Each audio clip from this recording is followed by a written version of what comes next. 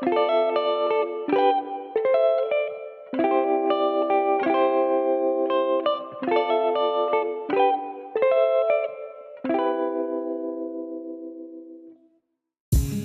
up, team? We're so back. It's GuantanamoJ, your favorite Albion online content creator. I took a little break after getting our YouTube Silver Creator Award. Was traveling a little bit, but don't worry, got plenty of awesome clips in the meantime. Some clowns were claiming that you need to have a YouTube badge verification to get the YouTube Creator Award. That's just absolutely not true. But we did apply for the badge in the meantime, so we'll get that soon. Bloodletter, prowling, daybreaker, those have kind of been my favorite weapons recently. I've been getting into the carving as well, which you'll see in some follow-up videos, but been getting a lot of clips with those. This is kind of a medley of weapons this video, so it'll be super fun. We got some awesome kills. Let's get into the giveaway. So the 8.3 item giveaway this video is going to go to Rizel. Congrats, huge congrats. Reach out to me over Discord, we'll get you your prize. Enough messing around, let's get into the video. Hope you guys enjoy.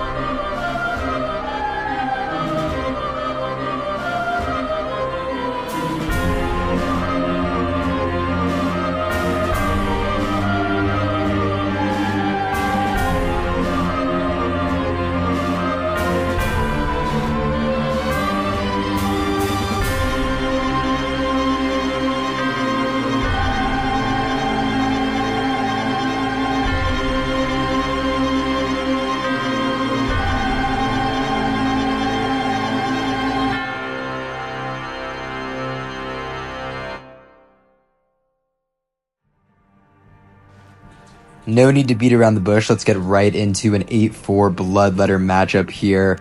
Saw each other in the open mist and decided to take the fight away from the camp where the rats were. Let's have ourselves a gentleman's fight. So his weapon actually has defense in addition to ability damage and cooldowns.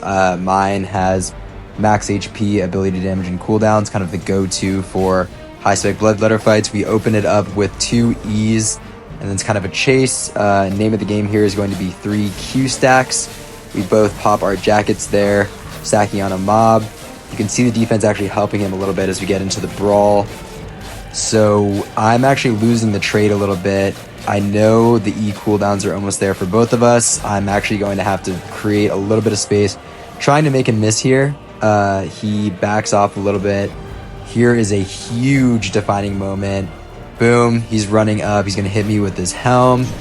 I W right out of the way. Boom, E right back into him. That is absolutely massive. And we close out the fight neck and neck. Huge fight, huge fight. Huge respect to ZuraTG. He's a friend actually that I've seen in the past and another stellar BL player on America's server. So GG's. That was a massive win. Next fight is in an Abbey. We're walking around seeing some absolutely juice players. There is a 5-4-8-3 BL that kept running away from me. And then shortly after, like a few seconds later, I see a 6-4-8-3 carving. So we're going to go ahead and skip through a little bit as we get into the fight lead up.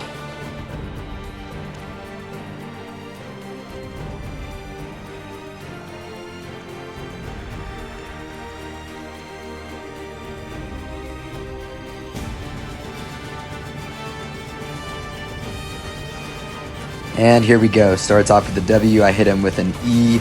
He pops his jacket, goes into his E right after. Little bit of a mistimed miss jacket from me, but we know we can out-brawl him.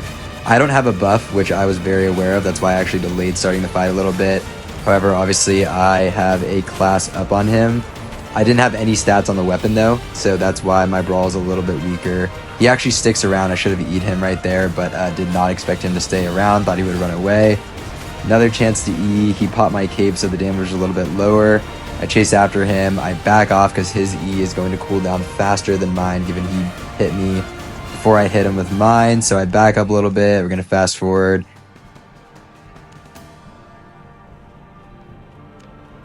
This man's weapon is juiced to the nines. We hit him with a classic cabbage reset.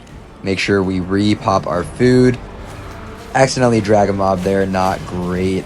We miss an E as well because he E's through me, not great. So we're going to use our boots to create a little bit of space. We're not concerned. We know our potion is on the way. Avoid the slowdown debuffs with our boots, which is huge.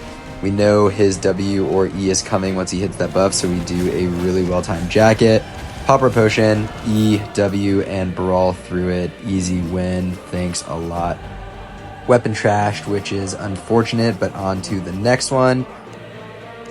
It's not a complete GuantanamoJ video without some prowling clips, so here we are hunting a 7-1 carving. All seems pretty normal, not really a worthy clip. He escapes there, well-timed W to stop my pounce W, and then pops his invis jacket. He's running away, and then all of a sudden, an 8-3 one-handed dagger tries to wrap my kill. So naturally, I turn my attention towards him, opening it up with some Qs and Ws, hit him with a pounce to get the health down, stacking up our charges, making sure we're watching his HP because he has an undead cape on. So we have our 5 charges. We're going to hit him with a W and swipe a few times, hit him with the Qs. Perfect execution through the jacket. And I get cussed out here, which is hilarious, but well worth it. So on to the next fight. I believe this is a 5-4, 8-2, yep, O-Seed Death Givers. So note that they are using the Keeper Cape. That is a very, very tough cape to brawl against when you're facing a DG matchup, usually used for 1v1s, but he's running it in the open miss. Tough because he could get ratted, but hey, really, really strong for 1v1. So I use my E to open it up, knowing that I'm playing Reflect on my jacket. So that way when his cape does get popped, we try to reflect it. Still, look at that, it's so strong. He pops his jacket, running the mercenary jacket for the heals. Pops an E there. I avoid a Q stack, which is good. Create some space. I'm actually going to reset the fight because I think I have a much better opportunity coming back now that his Keeper Cape is spent. Given we're running BL, we obviously have an upper hand in mobility, so we're going to use that to our advantage. Reset, get that HP back up, and we re-engage. Open up with our boots. His cape isn't reset yet, so we use that opportunity. Okay, so he popped his boots, and my skills outweigh his from a mobility perspective, so we're going to pop our jacket, knowing he can't escape and run away. He pops his mercenary jacket in response, but given that we're running the reflect, we have an opportunity here, an upper hand. So we're winning the trades. We're now up in HP. He doesn't have his cape to help with his brawl, and so he's going to start running. Now it's really just a chase down. We don't have to worry about undead capes, so we pop an E. We have our E cooldowns now, and he's using his E to escape. That DGE is always so tough to play against from an execution perspective because it's so good for escaping. That DGW is also really good for long range escapes as well. We catch up with E's and finish off the fight with a strong E. You might be wondering why I didn't use my E early, and it's because if he would have used his W or his E to avoid my E, I actually would have lost the fight definitively. So that's, if you're wondering why there. Here is an 8-3 matchup with a spear. Did not know this was Samurai Dios, who is an absolute legend. Just thought it was another 8-3. I'm fairly confident just approaching an 8-3 spear as a Daybreaker myself because I know it can outbrawl in terms of damage. You can already see it here. He uses his E to create space while simultaneously hitting me. I use my E to catch up, which was a little bit bold, knowing that he had his jacket still in play. He did not pursue, which is pretty interesting, giving me a chance to get my cooldown set. I think he probably thought that my jacket was on the way, and I would have had slightly upper hand, given after his jacket was already spent, I still had more HP. Here's a really strong finish. He uses E to cut through me. I go in the opposite direction, using my E to catch him through his undead cape. Absolutely bananas finish.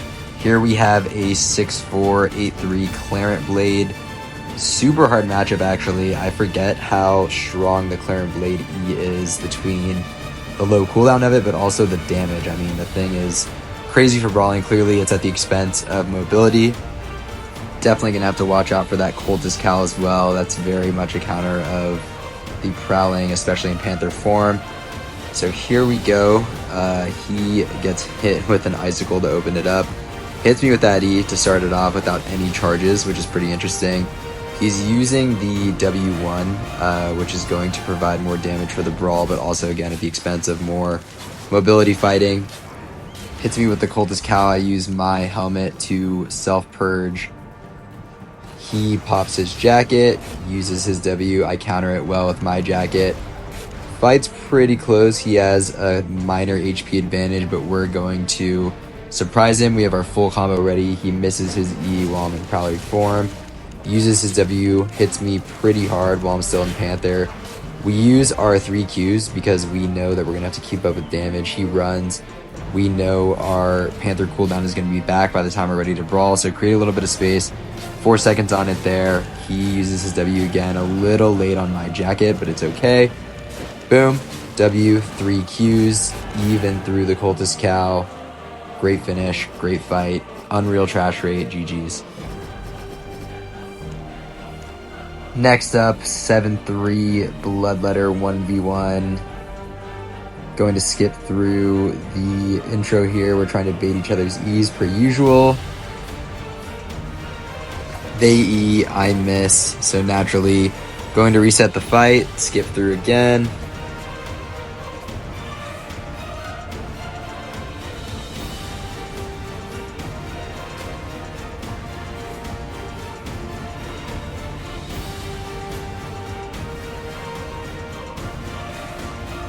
There we go. Now we both hit our E's and turns into a bit of a chase down for some reason.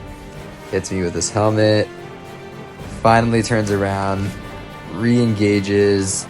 I like to pop my jacket kind of right as the first auto attack happens because that's when the cape's going to pop. So we both preemptively pop our jackets. I'm winning slightly.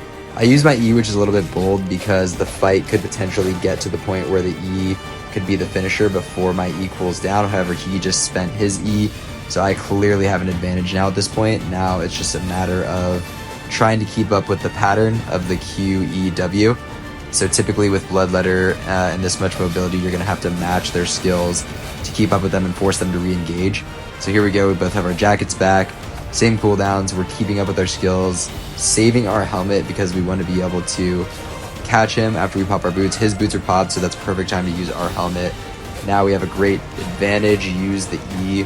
Our E cooldown is now cut, and so he has a full E cooldown. Mine is going to be back very soon. Now it's just a chase down. Not much else to say. One more helmet pop and boom, well-timed E. GG's, good fight. 7-3 OCDG matchup with a Keeper's Cape. This is always a tough one. I am in arguably one of the strongest melee builds there is, so definitely confident going into the fight. This fight ends up being a little bit messy, just with the way that we both end up kind of timing our kiting. He ends up switching to Q1 right before the fight starts, expected when a DG is fighting a high brawl melee build. So there's the Keeper Cape. We're going to keep the space that we have as an advantage. Slightly engage at the end of it, which probably wasn't smart on my end. I'm saving my E, which actually I regret doing. Typically I like to save my E to counter the Undead Cape, but here I'm going to use it to create some space. He pops his jacket. I pop my jacket to answer. Still haven't used that E, unfortunately, which was definitely a mistake on my end, so I'm going to create a little bit of space, kind of reset the fight because his cape is now spent. So similar to what we did in the other 5-4, 8-3 DG fight, we're going to spend the keeper cape and then reset the fight, come back in. So I'm also going to use the reflect jacket. I think with Q1 DG, it's very, very key. Typically the miss jacket doesn't do much, especially with the DGE, just given its hit scan. And the timing also outweighs the timing of the miss jacket, even for one trade. So he uses an E actually to E through a mob to catch up with me, which is a little bit bold. So I know that he is down an E. The E is in cooldown. I used my E finally there. And now we're going to kite a little bit to create an equalizer. We have some great slowdown abilities there. He hits a really, really well-timed W. The cape pops as well. The cape came back on cooldowns. Unfortunately, my reflect wasn't enough to counteract both his cape and his brawl with the Q1. So again, we're going to have to kite a little bit. I still have my potion.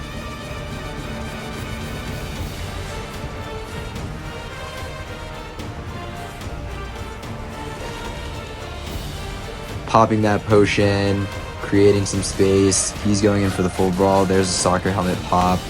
I don't quite have my reflect. Use my E to create a little bit of space right into the boots.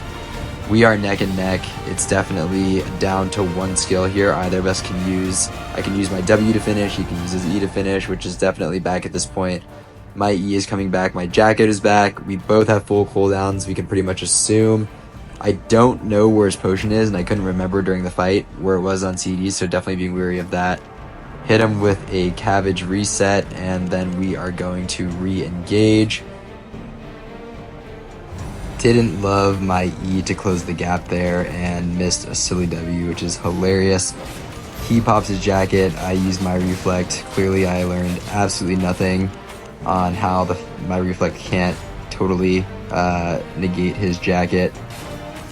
He got the E on his Q stacks, misses the W, which is huge. So I take advantage of this, close the gap. He has his cape back, of course. This time we purge it.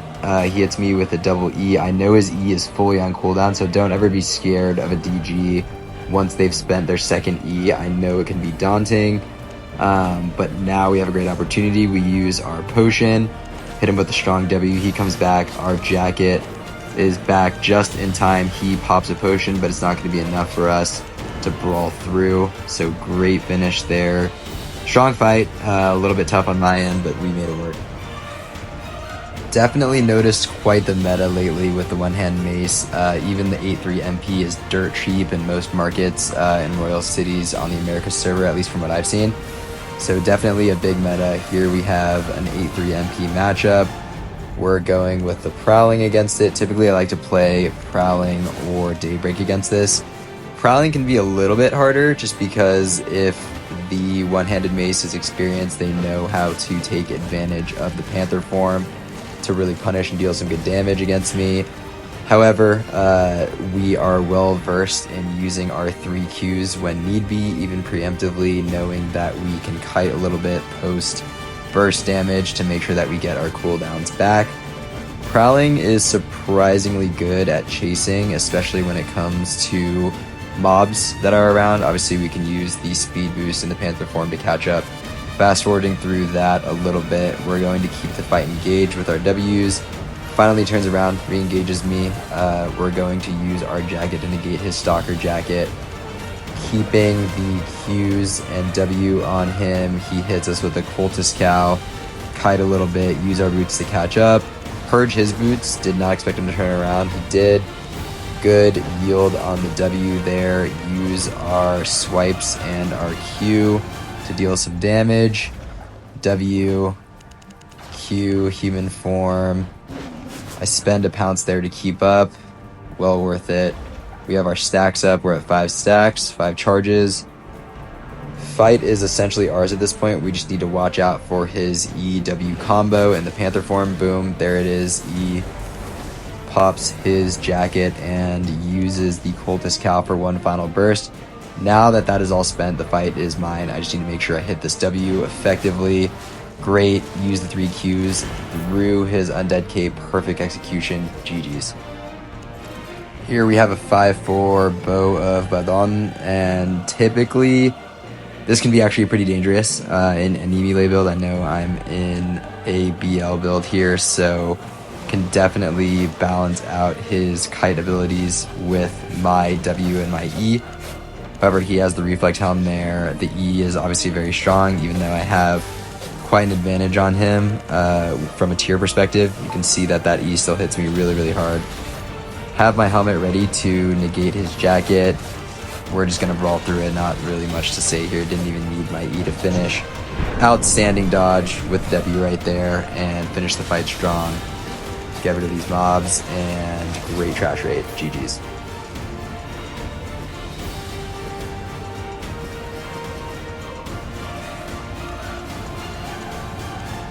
Here we have a 1v1, a 6'4", 8'3", 1v1 versus my boy Sirius XD. He is one of the best carvings on America's server, no doubt. So here we go. I definitely have an advantage playing Daybreaker against this carving.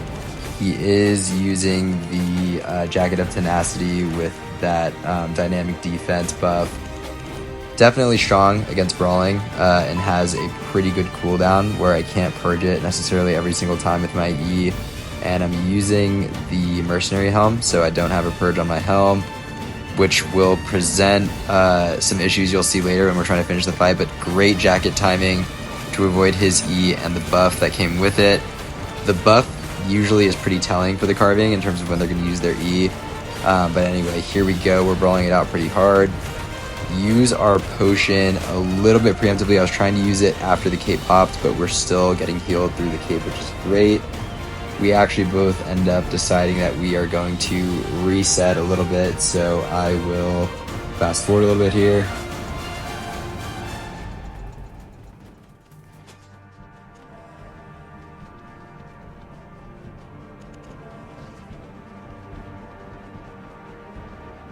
Okay, we re-engage. Sandals of Purity avoids crowd control, which is huge.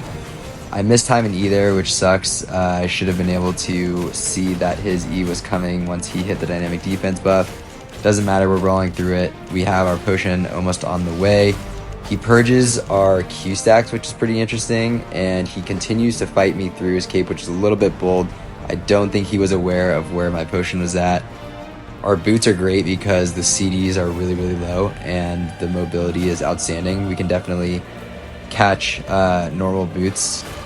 So here we go. We're going to go damage burst, W, perfectly timed E to stop his dynamic defense, pop our potion, hit him with the auto attacks and the Qs to finish the fight. Outstanding burst damage to finish the fight. Great fight. GG's.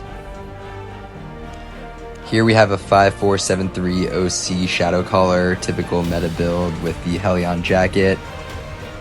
Three things to watch out with this build is the Cultist Cal debuff, the Grudge W, which buffs their normal damage, normal attack damage, right there you see it popped, and then also the E, which obviously is that very, very strong lifesteal attack that typically they like to use on you and mobs. So you'll notice they are trying to kite me towards the mobs, making sure that they can pop their Helion jacket, and then also that E once I either purge or avoid that Helion jacket.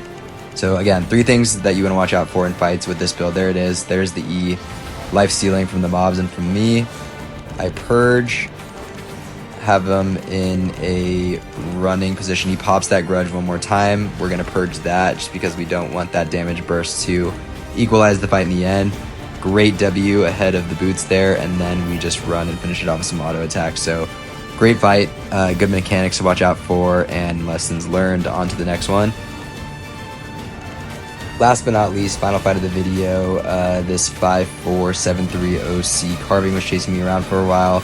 Great opening there, perfectly timed E to counteract his jacket. He runs to reset the fight. I clumsily run into a mob right there, which is hilarious. We're going to attempt to catch up here.